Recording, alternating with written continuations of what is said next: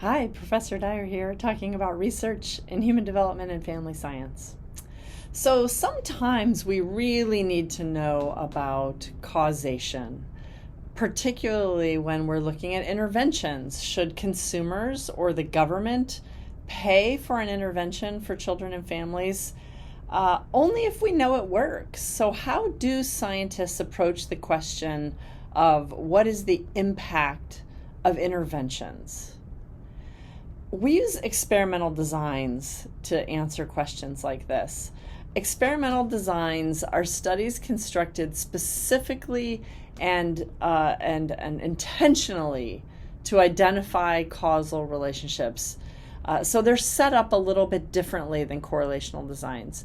Randomized controlled trials are the gold standard. Randomized controlled trials, and this is what psychologists call true experiments, as opposed to quasi-experiments, which we will also talk about.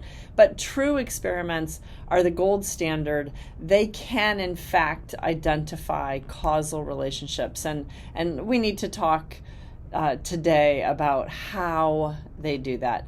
Quasi-experimental designs, as you'll see, try to do some of the same things, but they can't quite get all of the pieces that a randomized controlled trial has. So let's start with RCT, the gold standard, and then we can talk about the others later. So if we go back to this slide, determinants of causality, we've seen it before, our correlation, a correct temporal order, and having ruled out alternative explanations. The magic of an RCT is that it can do all three. How does it do all three? Well, it achieves correlation by creating what, if we were talking about a correlational design, would look like a between group design. An RCT creates two or more groups, one of which gets the intervention, one does not. And sometimes there are variations of the intervention, so there might be more than two groups. And then those groups are compared on their outcome. So that is how correlation is identified in an RCT. But they can do more than that. RCTs are virtually always longitudinal. And that is how they establish the correct temporal order. They typically measure the outcome variable before the intervention, then they provide the intervention, and then they wait an adequate amount of follow-up time, and then they measure the outcome variable again. And in that way, they are demonstrating that the temporal order is proper. Finally, and if you recall, this was the hardest one, how does anybody ever rule out all the alternative explanations? Random assignment is used in an RCT, and random assignment does, in fact, rule out alternative explanations. How does it do that? Random assignment is one of the few tools that we have in science that feels almost like magic. It does things, it can accomplish this task. It's pretty special how it happens. It's not magic, of course, but it can accomplish this task of ruling out alternative explanations. How does it do that? Random assignment means that subjects of the study are randomly assigned into which group they go. So they are there's no system to it, and since there is no system to it, the subjects and all of the potential third factors that they're carrying with them are randomly distributed across groups. Since they're randomly distributed across groups, they cannot shape the outcome. The way it works, typically, I mean, you can think of it as simple as a coin toss. If there are two groups, we enroll a subject in the study, and then we flip a coin to figure out which group they go into. That means for the individual subject that when they enter the study, they have an equal chance of being in the control group or the intervention group. The chances are equal for them to be in either group. The thing it means for the study is that whatever potential third factors they have that characterize them, those third factors are not clustered in any one group, and for that reason they cannot They cannot determine the outcome because they're randomly distributed across groups. The groups are not, if randomization works, if random assignment works, the groups are not different on any variable other than whether they've received the intervention or not. This completely eliminates the possibility of a third factor cause. I want to use as an example the high-scope Perry Preschool Project, which is a very well-known randomized controlled trial. This preschool program was running in Michigan in the 1960s, and they conducted a randomized controlled trial of the impact of this particular preschool program. They recruited low-income African-American children assessed to be at high risk of school failure. So they had a high-risk group of people, randomly assigned them into the preschool, 58 kids, and then 65 kids were randomly assigned to no intervention, and they followed those kids until they were 40 years old. This project, people are still writing about it, and it still has policy implications in the United States. It was a really, really important randomized controlled trial. What they found, incidentally, when they started, they were looking at IQ, and they thought maybe we could change people's IQ.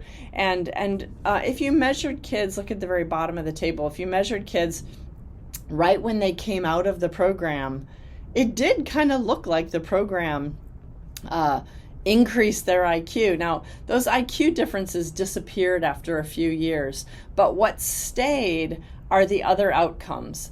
You can see there the homework, how often they do their homework at age 15. Even though their IQs weren't any higher at that point, they were working harder. They had more basic achievement at age 14 or 15. They were more likely to graduate from high school. They were more likely to earn, I guess, what at that time was a living wage. They were less likely to have been arrested. It's these outcomes that relate to kind of functioning as a citizen, as a member of society, that demonstrated the biggest impact of this early preschool program. And it was randomized, so we can feel pretty sure that yeah, it was the preschool program that did that, because otherwise the kids in the two groups were quite similar. One of the things that we often talk about when we talk about the Perry Preschool Project is the cost of providing the intervention is so much less than the financial benefits to society.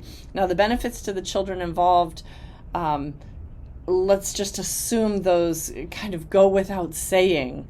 But if we wanted to be purely practical and say, yes, but the cost is that society gets back about $13 for every dollar that we invest in early child care. Can we take those findings and say, as we are doing right now in California, and much of the country is talking about, can we take those findings and say, look at the Perry Preschool Project. If the state invested in state-funded preschool for children, we could save tons of money down the road and improve the lives of children in our state. Well, there's two issues to consider. Are we sure that the findings are correct? A randomized controlled trial is the most internally valid study design for determining cause. So as long as randomization worked, as long as measurement bias was minimized, then yeah, we can believe the results. Scientists who look at this study believe the results. Yeah, it's true. It's true. It's the preschool program that created those drastically improved outcomes. But the next question is the one that's a little harder. Can we generalize those findings to other populations of kids, to other preschool programs? Are they generalizable beyond just the Perry Preschool Project? And that is a harder question. To answer that, we have to look at the sample. It was not a random sample of American children. It wasn't that. It was specifically low-income kids who were at risk of school failure. And so we think that we can generalize to that population. There has been some evidence in the years since that kids who have lots of other advantages don't benefit as much from preschool as do low-income kids. So maybe we can generalize only to low-income kids.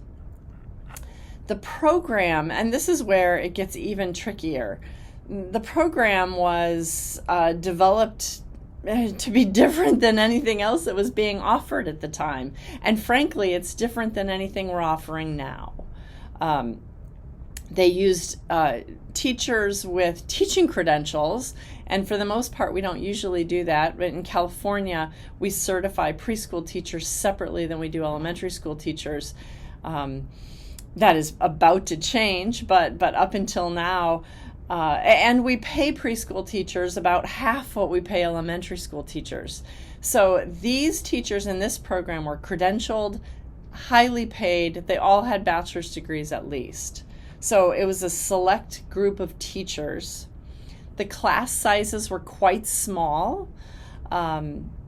They provided every 2 weeks, there was a home visit. The teacher would go to the home of every children in the program. So they were providing these comprehensive services. When I see home visits, I'm assuming there had to be parenting education that was part of those home visits. There had to be referrals if the family needed food assistance and so on. That's what the home visits are for.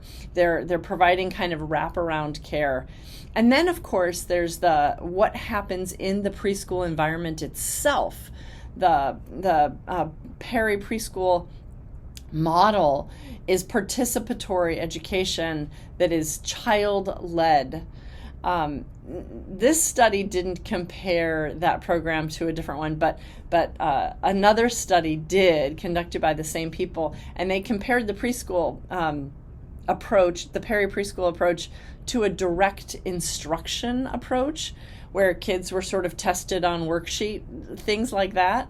And what they found is that this child-led participatory program has all of these outcomes that we just talked about. But direct instruction, where we treat preschool kids as if they're in elementary already and they're in rows and we're teaching them things and asking them questions and giving them rewards for correct answers, that model does not have any of the same outcomes that we're talking about now with the Perry Preschool Project.